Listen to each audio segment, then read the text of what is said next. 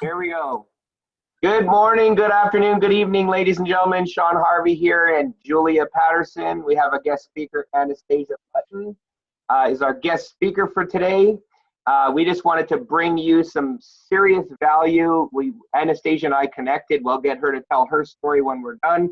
But I just wanted to say, sit back, relax, make sure your seatbelt's fastened. You're in for a treat with the one and only Anastasia from Denver, Colorado.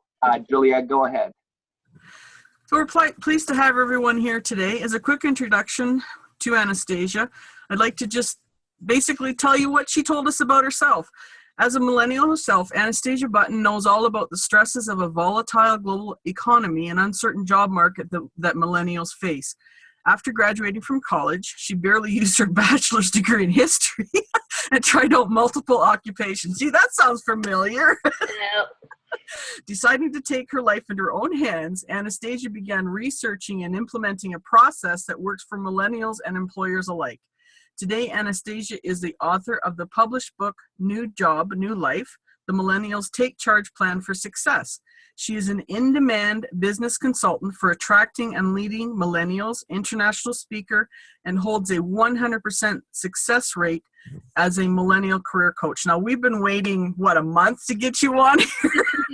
And a little busy. Well, that's a good thing. So I'm not going to take any more of your time. I actually want Anastasia to get started and tell us all about what she's doing. And oh man, so go ahead, Anastasia, tell us. Yeah.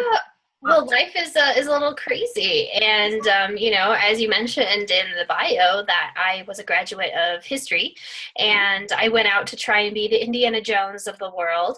I wanted to get chased by Nazis and dig very deep pits. And apparently that's not really how it works these days. And so as life went along, I kind of got lost and realized I didn't really want to do archaeology. I wanted to do something else. And I took that journey to be on top of a roof one day. I was here in Colorado, and we get a lot of hail. We get a lot of crazy weather because we're right here where Kansas meets the mountains, and it just makes this crazy weather storm. And I'm standing on this roof trying to sell a roof. I was a roofing contractor, and I'm standing on this 2-story roof looking at the mountains, how beautiful the sky was, and just realized, what the heck am I doing with my life? This is absolutely stupid. I hate my job. I hate what I'm doing right now. I got to change, and I got to do it now. And so that's what really sparked this book, was the journey that I took to have success in my life as a millennial. And as most millennials are starting to understand, or most parents are starting to understand, is that millennials who went to college are not using their degrees that they actually got. I think it was a crazy statistic. It was like 56% of graduates from college are not using their degree and are not getting a job that actually requires a degree. So I was one of those millennials. And so I said, enough of this. And so I said, I'm not going to waste any more time. I actually got a life coach myself. And within a few sessions, I figured out that I wanted to become an international speaker. And here we are, just a little bit over a year, I think about a year and a half now. I am an international speaker. I am an author of a published book, and I have a consulting business, and it's absolutely amazing. I love my life. That's awesome. So what was your biggest aha moment? I mean, obviously standing on that roof was a big turning point for you. And I can just imagine, because we have that kind of weather here in Calgary too. We're bumping up right against the mountains, and the stuff comes over. And it's like, whoa, where did that come from? Right? Yeah. Totally. Well, the aha moment was definitely on the roof, where I said I have to do something. But I think there was a lot of other little aha moments. And I think that's when you actually start to take the journey. You have that big aha moment standing on that roof. But then when you start to take the journey, the aha moments come as you start to meet the people that you realize, I want to be like them.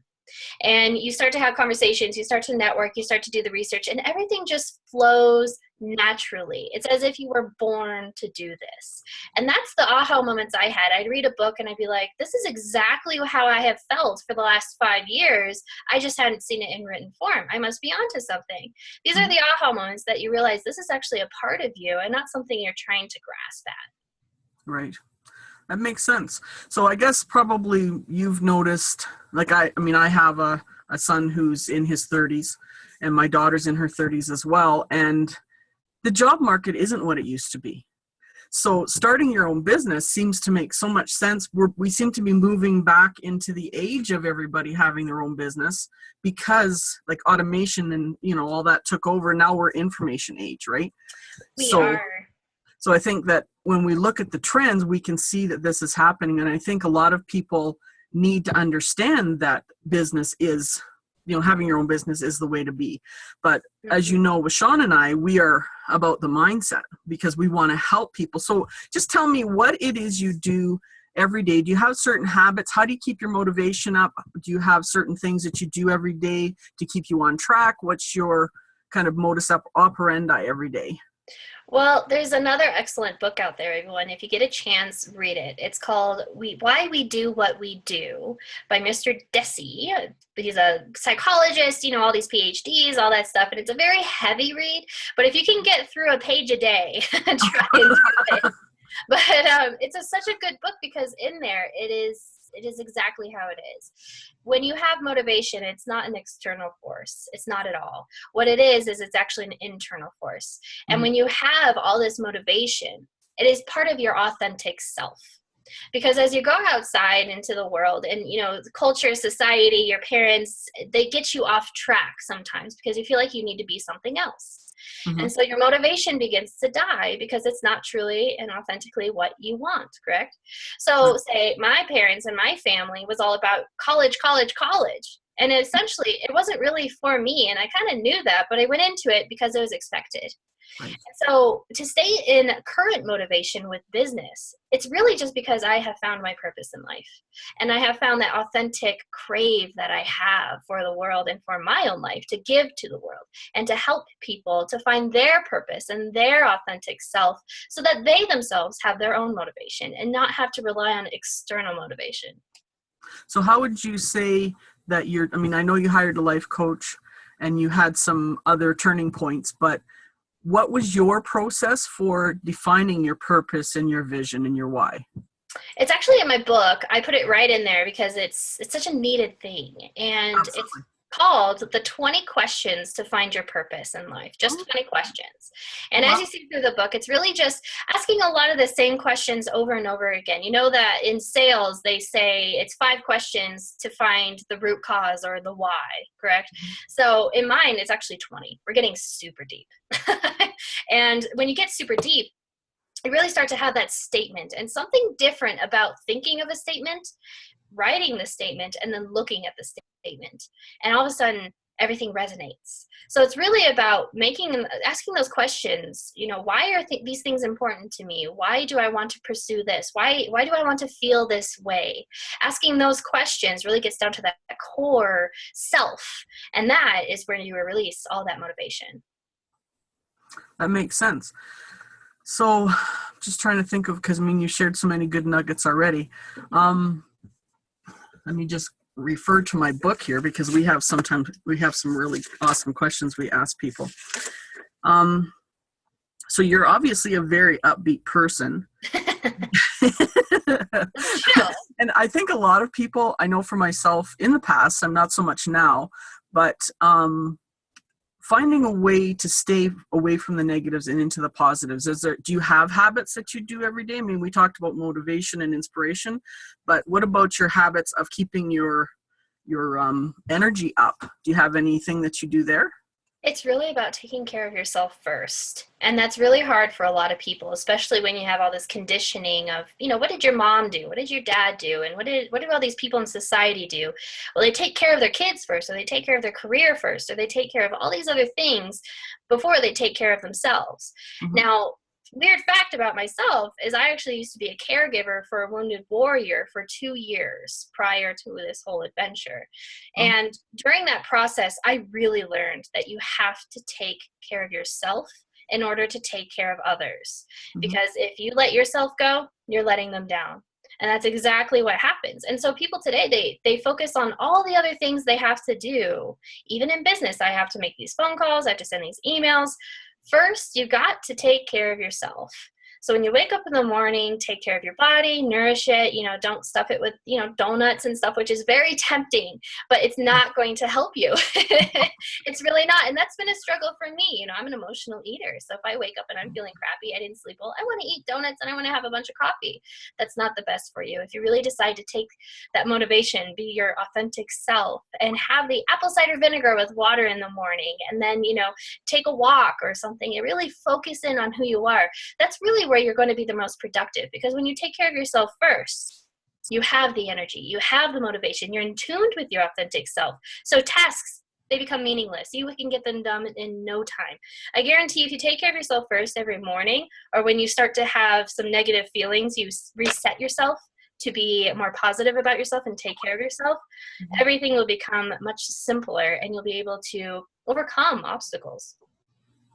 I can honestly say that I'm one of those that has always taken care of others before myself.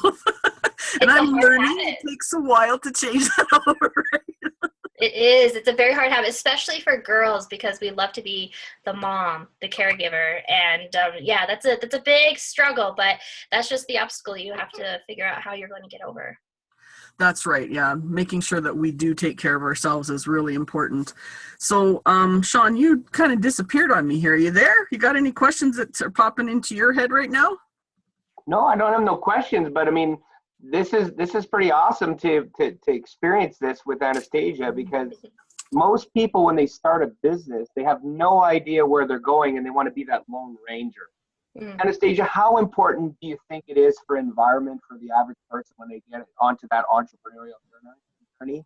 So yourself, you wanted to write a book, you wanted to be a speaker. Did you just think of that, or was there somebody that was mentoring you that you were close to that brought that idea upon? Like, how did you come up with that idea? Well, even when you're lost on your journey, you will have moments in your life where you can get back on track. And I found mine when I actually joined Toastmasters. And many people have heard of Toastmasters. If you have not, you might want to check it out. It's a great tool to have. But I actually joined Toastmasters because I was so bad at selling roofs. And being a roofing contractor, you're kind of expected to sell roofs, right? And I was so broke. And so I thought my problem was that I wasn't communicating correctly. And so I went to Toastmasters. Now, granted, while going to Toastmasters, I did triple my income with roofing in just 3 months. Okay, going from broke to triple isn't that hard, though, so I want to keep that in perspective. But it does help with communication. But what it was almost like an angel or a ghost that came across my lost path and said, you need to get back on track. And it sparked this amazing feeling I had. Whenever I was up in front of everyone, the first minute, I'm always very nervous, but then everything just felt natural, like I belonged there. And I knew that was something that I needed to do because I'm kind of an extrovert, in case you haven't noticed, and I love to have the spotlight. I love to be one that knows it all, not necessarily, just I love to have that attention. But most of all, I loved helping people with my speeches. It wasn't about sales. It was about, how can I help you accomplish success? How can I help you overcome obstacles? And as that process went, only 6 months later was when I realized I need to get a life coach, was when I realized I don't want to be a roofing contractor anymore. So you get all these angels and ghosts coming onto your lost path to get you back onto the right path, the authentic path, so that you continue down that dream that you have of yourself. It's not necessarily this dream of riches and big houses and maybe travels in there, but it's not necessarily about the materialistic things. It's about how you feel about yourself and how you feel about the world and the experiences you gain. That's really what you want. And we get off path when we start to listen to society and all these news articles and social media in general, all the bling, and we realize we want cars, but really it's you want the experience that the car gives you. And so we have to realize that these ghosts and these angels come across to your path. You really, really need to pay attention to them. How does it make you feel? And perhaps that's something to explore. Awesome. Very cool. So, Awesome. do you, besides having a life coach, do you have like a mentor that helps you in the line of business that you're in? I have a couple mentors. In my book, I even talk about this. I have a whole section on mentors because I feel it's very important. Mm-hmm. There's two types of mentors, and there is Well, now I'm starting to think there's 3, but let's start with 2. There's the first one I call the silent mentors. These are the mentors that you probably don't even have conversations with because they are just too big. We're talking Tony Robbins, Oprah, President Obama, whoever it is to you. These are the mentors that you kind of follow their lives, and they're an inspiration to who you are. Then there's the mentors that you can actually have a conversation with. So these are your tight mentors. So you can give these mentors a call on the phone. You can have a chat with them. I mean, Sean, you know that I'm in contact with Jerry Roberts. He is one of my mentors. But I'm starting to say that there's actually a 3rd category to the mentorship, and that is dual mentorship. For example, in today's workforce, you go to work and you do your job. If you have a question, you go to your manager, and that's it. You don't really have a mentorship role in the actual workforce. So something that I've done in my life is realize we need to have dual mentorships no matter where we go. And so I've actually teamed up with a boomer. His name is Brooke Chestnut. He is 59 years old, and I'm a millennial. I'm only 28. And we have a dual mentorship where I provide him all the resources of tech and how to do this and all these new videos and information, but he gives me mentorship when it comes to soft skills, sales, and business. And so I really think that everybody should have 3 of these categories where you have a silent mentor, a close mentor, and a dual mentor. And so, yes, I have many mentors to answer your question. Yeah, I mean, that's important, right? I mean, Tony Robbins and all them guys talk about it. You have a business coach, you have a financial coach, you have a relationship coach, you have a health coach, you have all these people in your life, because a lot of people think, and I was one of those too, I was just as guilty as the last person to say, hey, you know what? I can do this all by myself, until I got into the entrepreneurial game. And then I was like, whoa, I can't do this by myself. What the heck was I thinking I can do this by myself? And that's how I attracted great people like Julia and yourself and Dave and many others to help me grow, because when you help others, it helps you. And you learn, you complement each other. It's not complete each other, but you complement each other. There's some things that we bring to the table that they don't, and vice versa. And there's a lot of people say it's a million, you know, I'm a man-made, I'm an individual-based millionaire. I'm a self-made millionaire. No, that's a bunch of crap. The empires are built with teams. You know, we have Desiree in the background helping us. We have a virtual assistant. I have Julia. I have many other people that are integral into what we're doing. And I wanted to just, so it's so important. And I know a lot of people think that, you know, I can do it by myself. And the reason why I want to share this with them is because if you could, you'd already be doing it. You know, it's kind of like writing that book. It's a pretty big task. I thought, oh yeah, I'm gonna have this book done, and I was like, whoa. And then we did a couple of boot camps. I did a couple of webinars, and I'm like, I can't do this by myself. What the hell was I thinking? And then I got regrounded, going, okay, this is why the team is so important. And Gary, when we had the mastermind in Vancouver, I was like, whoa, this is so awesome. I got to meet him in Vancouver. It was great. He even says he has a mentor. And I mean, he's a multi-millionaire. He's been playing the game he's been playing for a long time. He gets to speak on those stages with Richard Branson, Les Brown, and Tony Robbins, and all them guys. And the association that we have is just so important. So if there's one thing that you can tell anybody that's on the fence about being an entrepreneur, what is it that you would tell them if they've started or they're on the fence about getting started? Is there something that you could share with them that you can give an presence? Honestly, it's all about presence. Like you were mentioning, someone who says, oh, I can do it all on my own. That doesn't sound like someone who's actually in their present state. That sounds like someone who's in their future state, right? So when you have this presence, you really are bringing your energy out of your head, which loves to think, loves to have fear, loves to overanalyze. And you really want to bring your energy back into your own body and start to feel that gut, start to feel your heart. You know, even your arms can tell you what you're feeling. And the reason why I say presence when starting out is because you're really going to hone in on who you are and who you want to attract. I've met so many solo entrepreneurs, so many teams of entrepreneurs who haven't had that present state, went out and attracted the very wrong people, the wrong customers. They didn't want anything like that to come into their lives, but it did because they weren't in that present state. So I'm not saying you can't make mistakes when you're in your present state, but what you are definitely going to feel a hell of a lot better. You're going to be more focused. Your goal is going to be more clear, and you're going to attract the people and the teams that you were mentioning to you much easier. And they're going to be really on board with you because you are so aligned with who you are, which is attached to your mission of your business. And they are really going to know you, your business, and they know where you're going. So, you know, when you're very present, you are more open to opportunity than you are closed. Mm-hmm. Amen. That's a good one. Mm-hmm.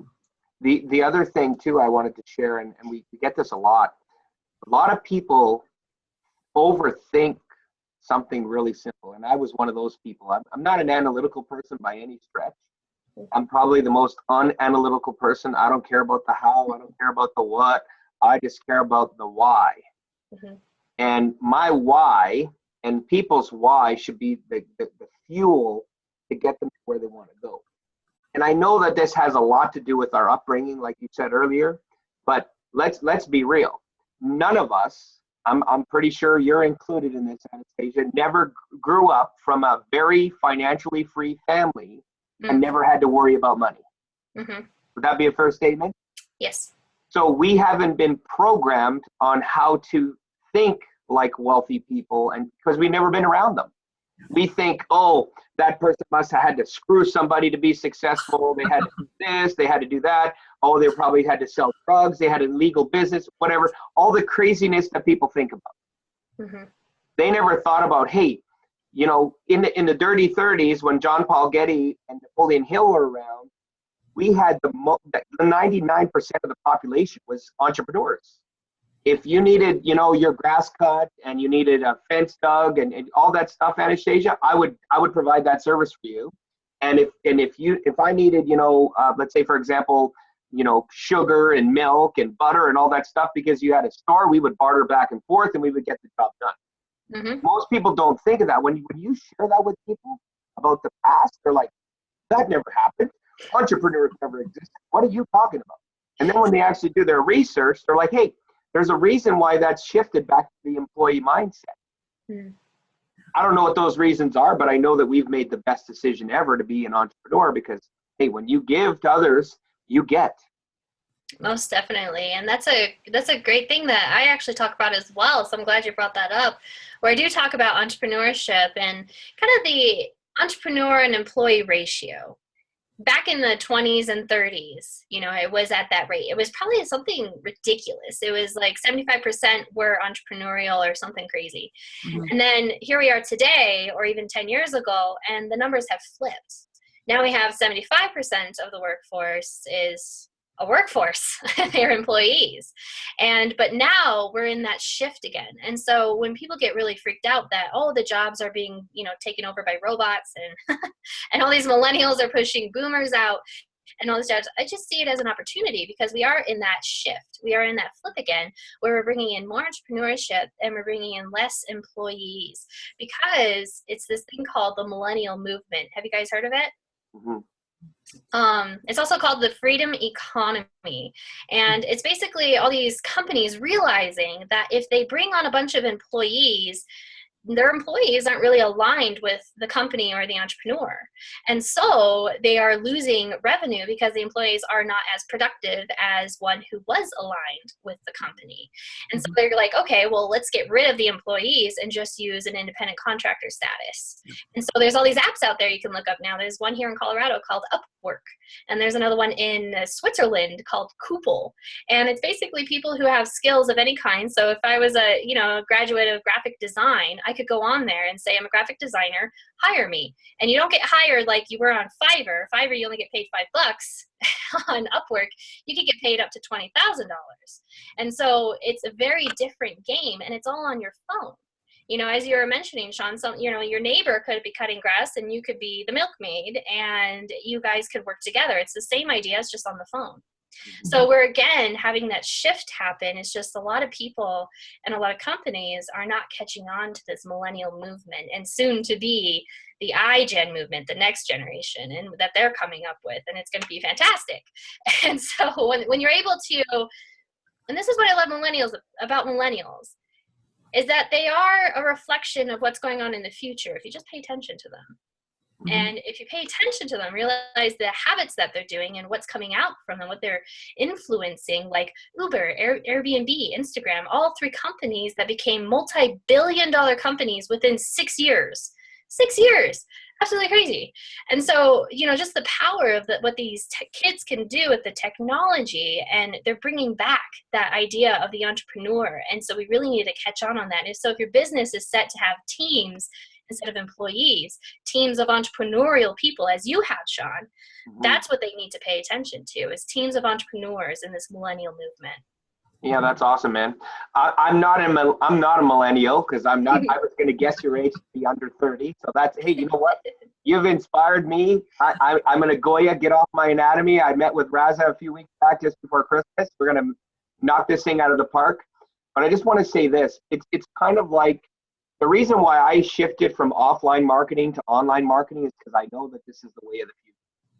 And videos is so, I send videos like this to my email list, and they actually reach out to me and say, is this live?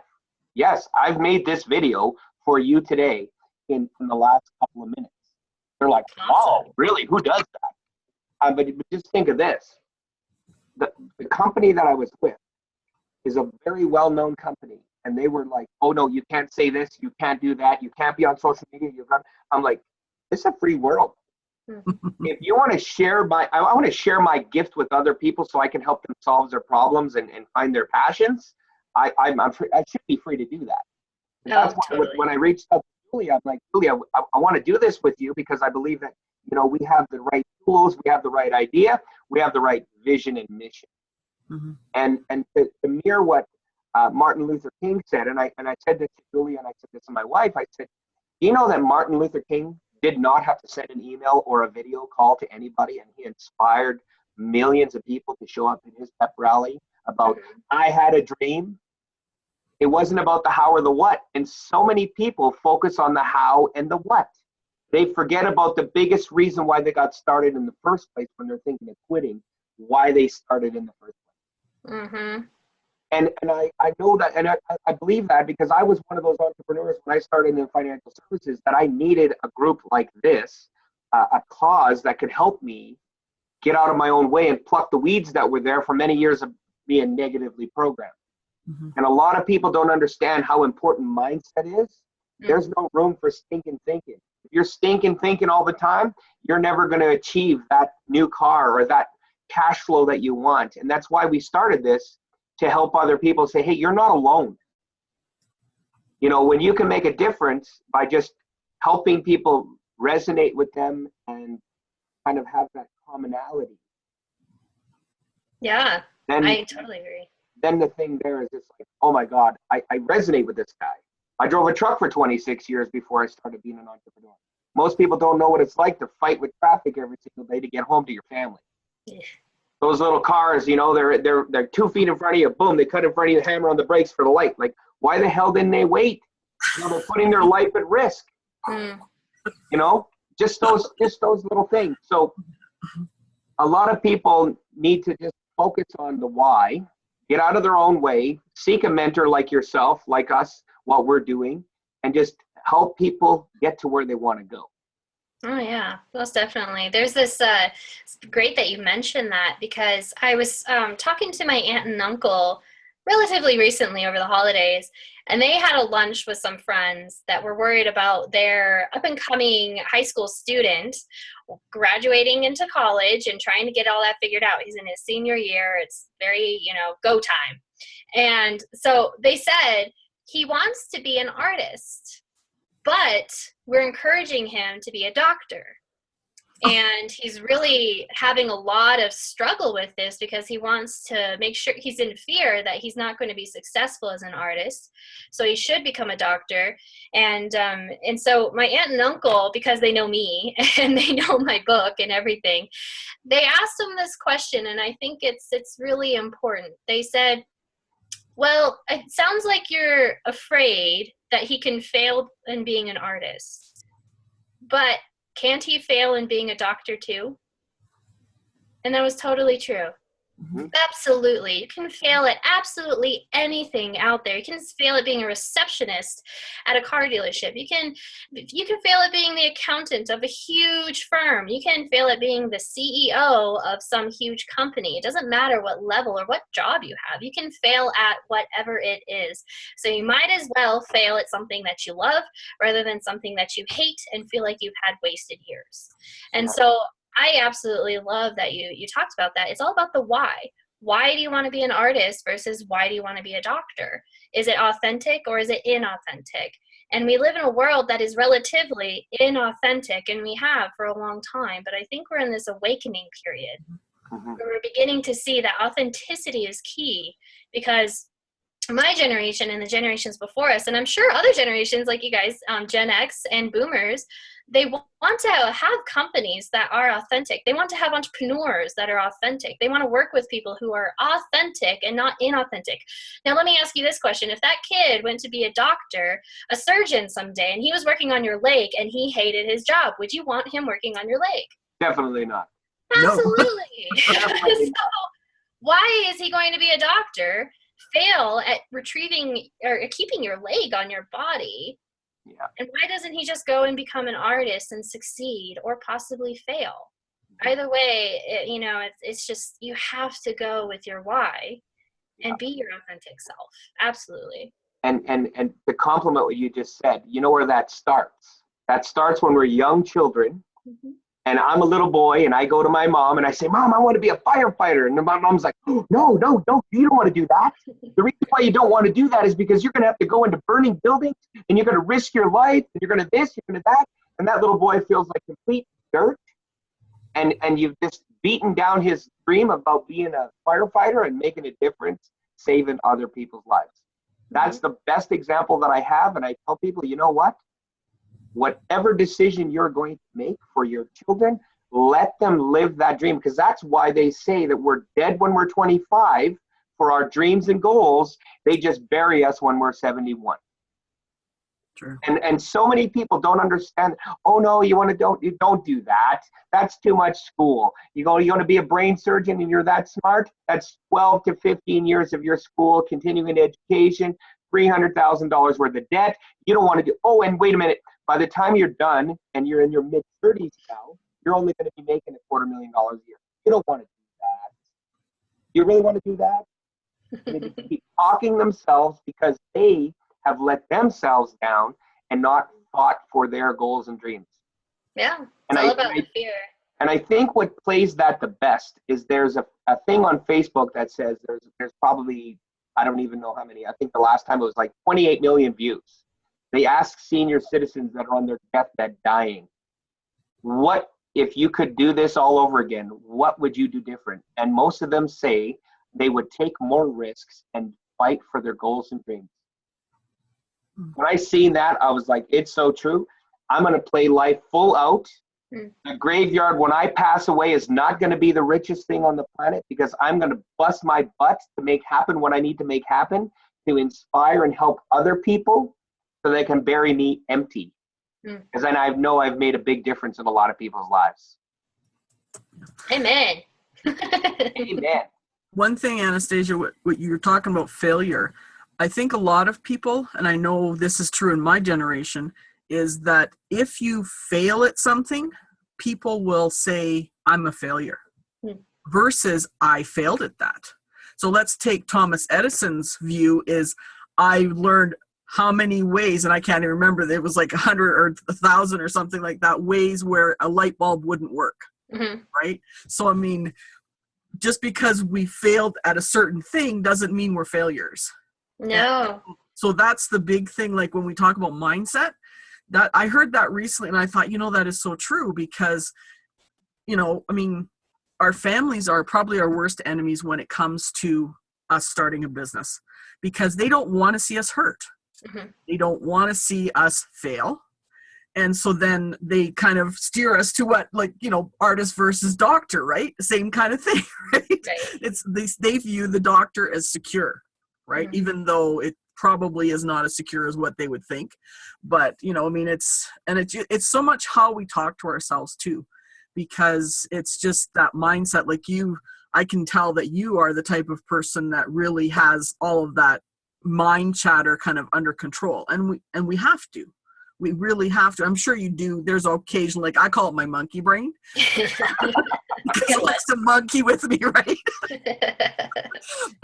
But I do listen to my intuition as well. And that's really like when you talk about authentic versus inauthentic, and, you know, all the different things, different words we use. But, you know, it's just really, really important of what we say to ourselves. And a lot of times we don't catch ourselves because we are still programmed with the things that we heard as a kid. Like Sean was talking about, the firefighter. Well, you can't do that. How many times does a kid hear no before they're 5? You know, or even 2. So, I mean, we are all programmed, I think, to put ourselves down and to, you know, keep ourselves stuck in a lot of ways. We're afraid. But sometimes it's the fear of failure and the fear of success, right? There's 2 different sides to that coin. There can be. Yeah. For some people there is, and they don't understand it, right? So, and I think younger people like millennials like yourself don't have as much of that. I know for my generation, and probably for Sean's too, is that that was really programmed into us. So, and, you know, for me, I always talk to people about, okay, you've got a job. That's where you're secure. But educate yourself, start your plan B, maybe plan C, husband, wife, whatever, partners. And then when that is double what you're making in your job, then you can move on, like Robert Kiyosaki teaches, you know, the Rich Dad, Poor Dad series. Mm-hmm. So, I mean, there's so many ways that people can look at it. And I think for me, I know for my purpose and my vision, it started small and it's just went lately, right? I mean, Sean helped to increase it and it's just like getting bigger and bigger and bigger. So I think a lot of times people think that their purpose and vision isn't big enough. You know, and it can expand, and that's, you know, that's what we want to get that message out to people, that it's okay to start small and go big, right? So, well, remember when they say when your brain is stretched, it's not reverting back to its old original size. So it never does. That is very true. When we eat food, we don't eat so much so it stretches, so that we get big bellies. What are you getting at, Sean? Yeah, I'm working on it. No, Sean and Emily, his wife, were just down here for New Year's. Man, I make sure I limit my time there. She's an amazing cook, and I'm like, my wife, I'm like 35 freaking pounds. Oh, he's bugging you. No, he didn't. No, I didn't gain 35, but I know I probably gained a couple. But back to the thing about failing. You don't fail unless you quit. Quitters don't win, and winners don't quit. That's right. If you have that unwilling, burning desire in your belly to do what you need to do for your why, this is like game over. You're giving your life to this. It's kind of like a marriage. You're not 1 foot in and 1 foot out in your marriage. You're all in. It's do or die, and you're going to make it happen. Because guess what? If we don't, we ain't getting out of this deal alive. So what kind of difference are we going to make in our lives so that we know we've done the best that we can with the tools that we've been provided by the mentors, by the relationships, by the clients that we have, the customers, whatever the scenario is for anybody. And the best part of this whole entire group is it's geared to everybody in every business. It's not, you know, online business. You can take this business or this information that we're providing today, you know, for the viewers that are out there. You can take this and change your life in any area of your life. If you're a plumber working for a company, this can help you. You know, when you focus on what you want versus what somebody else wants, your paradigm shifts. And I know that Anastasia and myself, we've connected through our publisher, Black Card Books. And I too am an upcoming author of a book called It's Called Them, Not You. And the reason why that book came about is it's about building relationships and rapport before even talking to them about business. And, you know, I'm a recovering financial advisor addict. I love the business. I love what we did. Julia is as well. She used to do the business as well. I've written a book too, Anastasia. And her book. Nice. And I just want to say this. My life has completely changed because of the training and the programming that I've helped myself with the mentors that I have. Because I believe this, and you can chime in when we're there, Anastasia, but I believe that the old traditional business way of doing business does not really connect with people. It's broken. One of my mentors, Darren Little, says, you know what? The old business way is broken. People want to buy, they just don't want to be sold. But 90% of people now just want to pitch you their deal. They want, oh, you want to come in and you get my deal? This is so awesome. And I'm guilty of it too. But I'm so excited because change is happening. And I'm toning down on that because the features and benefits cost me $250,000 in chargebacks over 8 years in that financial services industry. And I know when people like, know, and trust you, like Jerry says, they're going to kiss you. They're going to want to do business with you. They're going to love what your business is about before they even know what the heck your business is all about. And that's why my book is named what it is. It's about them, not me. And that connection's going to be there. They're going to fall in love with what we're doing. And they're just going to naturally just jump on board and just love what we do. Totally. And, you know, you made a point earlier, along with what you're saying, that you knew that the future of business wasn't going to necessarily be offline. It was going to be more online. And you're right here doing that right now, which is great. Because as you were also said, video is becoming huge. Well, what does video do? Video really gets you to kind of understand the person a little bit more before you buy from them. And so all of a sudden, video content has just gone out the window, and it's all because of that millennial movement, freedom economy I mentioned. And so you have this build relationships in order for people to buy from you, and you do that through blogging, videos, having conversations, picking up the phone, texting, being friends on Facebook rather than just liking my page on Facebook. And there's this great guy named Kevin Knebel. If you can, check him out. He's absolutely amazing when it comes to creating and conditioning long-lasting relationships. This guy is amazing. He gets 99% of all of his business through LinkedIn, and it's because of referrals of business that he has created relationships from. It's amazing. Like 99%. Are you kidding me? This is a guy that goes and travels around the world and speaks for $10,000, $20,000, a speech. An amazing guy, Kevin Knebel. And what I really learned from all of what he was saying when he was talking about LinkedIn, social media, anything like that, because social media is going to change. We have Snapchat now. We're going to have a different social media 10 years down the road. We're going to have whatever is out there. The idea of building the relationship is always going to be there. It's always going to be there. And it has been there in the past with business. It just wasn't as prominent to the customer themselves. It was just between businessmen. And so now we're bringing in the customer, an individual customer, because like you, Sean, like you, Julia, and myself, we all are online and we're building these relationships. Now you have two businesses though. You have the ones that are really building the relationships, and then you have the ones where you don't even have to talk to anybody to get a product, right? You can just click the button and your taxi is here. You can click the button and you already have a hotel reservation, or you can click a button and you have bought a car.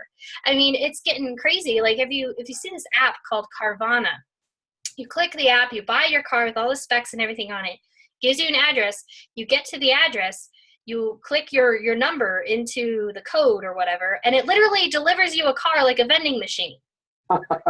You do not have to talk to the salesman whatsoever. It's all through the app. So it's a byproduct of people dealing with salesmen or other business owners who are pushing it and pushing it and pushing it on them. I mean, the reputation of a used car salesman, everybody knows that reputation, right? It got there for a reason. And so now no one wants to deal with a car salesman. But hopefully people want to deal with like Julia, Sean, and Anastasia, as long as we keep it to an authentic relationship building process. And so it's absolutely key to have that in your business, whether it's through video or person to person. Well, that's funny that you brought that up, because I was a procrastinator for a long time because I wanted to make sure that this our show was it was perfect. There was no issues, and God knows I'm not the perfect one. God knows I'm not perfect by any stretch. And I just said, you know what? I thought of this program, this scenario, because I want to take this live and have a live talk show one day. That's my ultimate vision. I want that someday to be 36 to 48 months tops with the right mentorship. I want to take what we're doing here and actually implement it and actually sell it as a high ticket course to teach the people that are already in those businesses, like financial services, like real estate, like car sales, how they can get more sales when actually people like, know, and trust you based on what you're doing online. And they're going to have people flooding in so they don't have to do cold calls from the dealership every single day. Oh my gosh, right. Isn't that going to be cool? Oh, and by the way, here's a copy of my free book. Exactly. That's what I know that has to happen because I believe, I too, I'm just like everybody else. Don't talk to me. I don't want to talk to you because I know you're a snake. They may not be a snake, but the way that they've trained is to be snake sales, like the snake oil sales guy, like you said. And that's what we want to change. I know that has to change for the future. And that's one of the visions that I have. Desmond and I have already spoke about it. You know, we start creating that high ticket, you know what, go into dealerships and start doing that. We can take that into a multinational thing because it has to change for the future. And what worked 30 years ago does not work in the 21st century.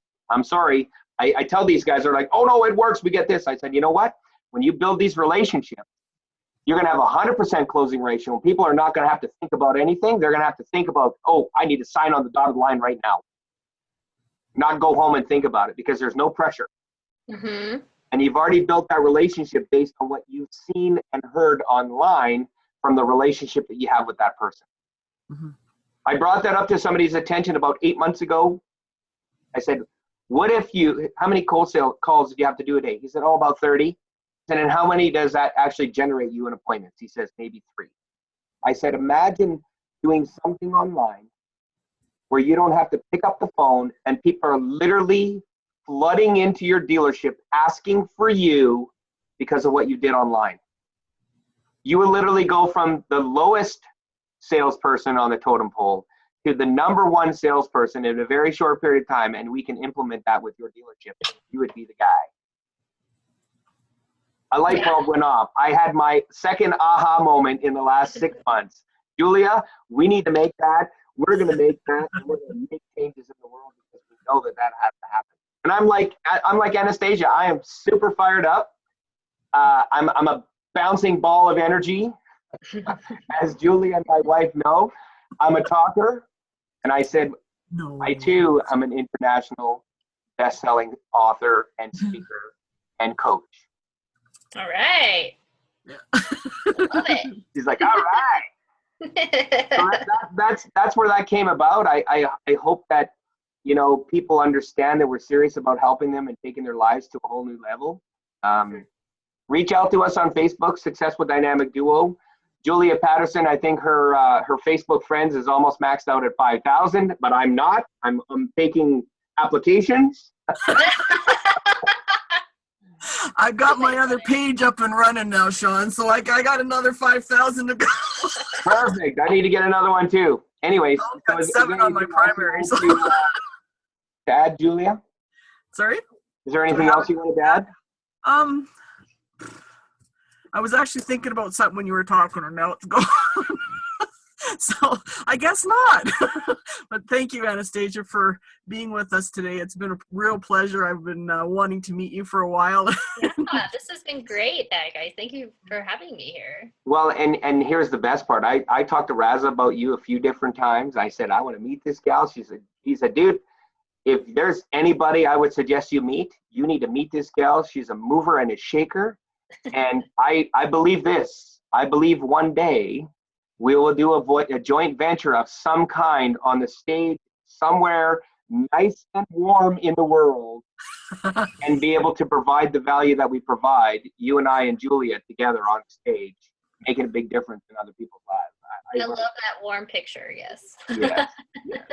It's not that cold here in Edmonton today. It's only about -10 degrees Celsius, so we're good. But a few days back, it was like minus 35. The garage door broke. Oh, Fresh man. cold.